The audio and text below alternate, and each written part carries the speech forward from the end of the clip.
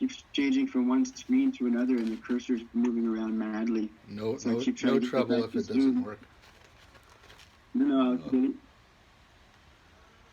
So here we are, end of July, and everything is nuttier than usual, or ever.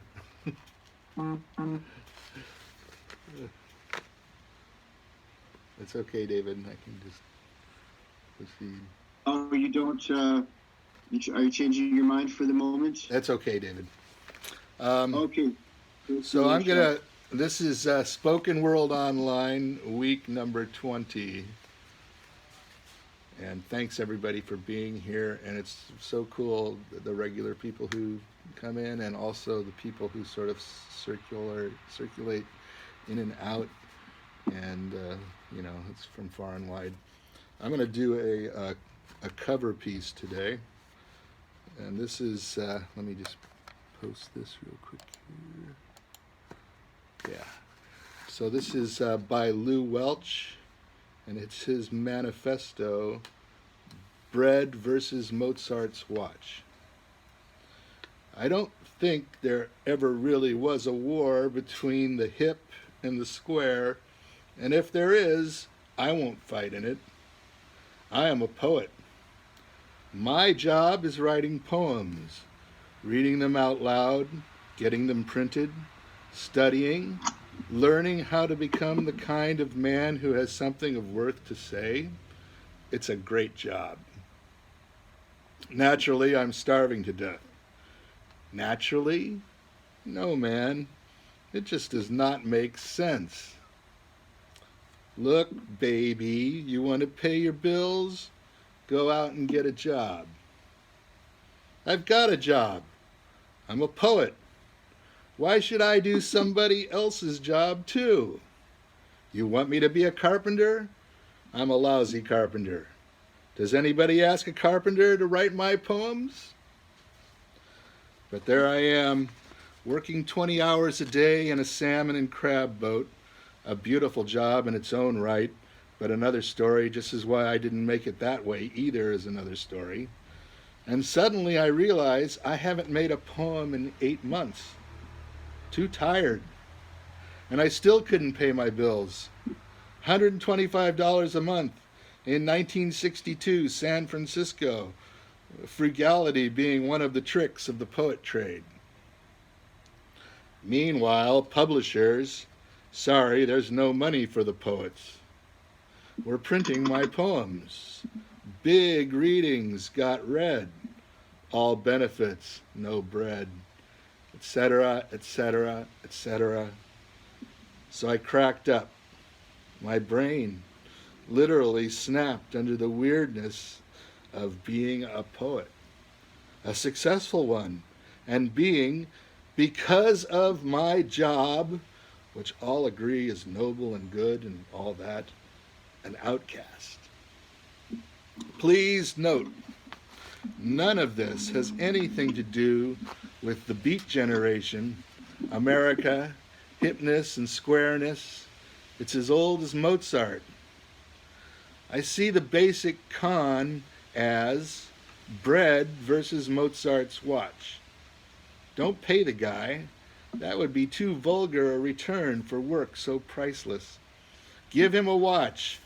Make sure the watch is engraved with a message that prevents him from pawning it. So as I say, I cracked up. I took myself to the woods for almost 2 years. I sat in a CCC shack 400 miles north of here and did my homework. Spring water, big beautiful salmon river, no bills, help from home. Last November I returned to this city, mostly healed, many poems, some new answers. I learned a great many things up there, but one of the strangest is the plight of the poet. In fact, the whole Mozart watch con is partly our fault. Thousands of people really do dig our worth and our work. They really want to help, and they don't know how. If we're so damned creative, we ought to be able to solve this problem for our people. And it isn't just a problem for poets. It even gets to ferry boats. I refuse to believe a region this rich cannot afford ferry boats. I stand for beauty and delight and love and truth in every form. I am a poet. I see finally that part of my job is to show how we can afford poetry and ferry boats and good live jazz and dancers and girls in fishbowls.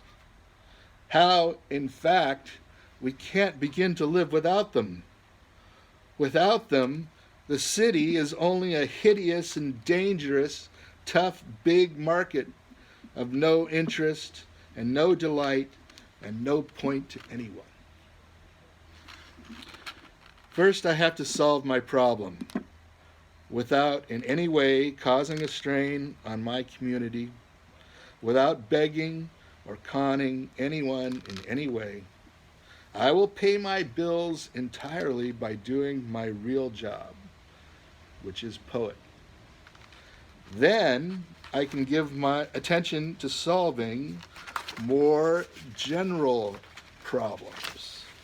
Again, without strain, without begging or conning. Charity crusade shots are out, for example.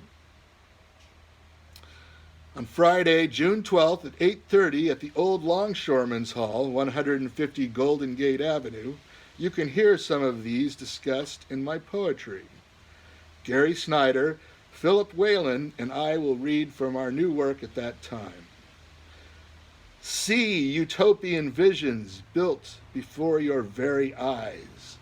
Poems, delights. As George Herm's local poet sculptor said, God says we can, Louise. Cheap, $1.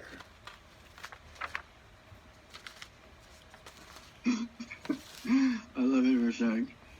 Yeah, that's What a tour you took with time. Oh, I forgot to say, I first read that at the very beginning of my career as a poet, but I persisted anyways. Nice. That's great.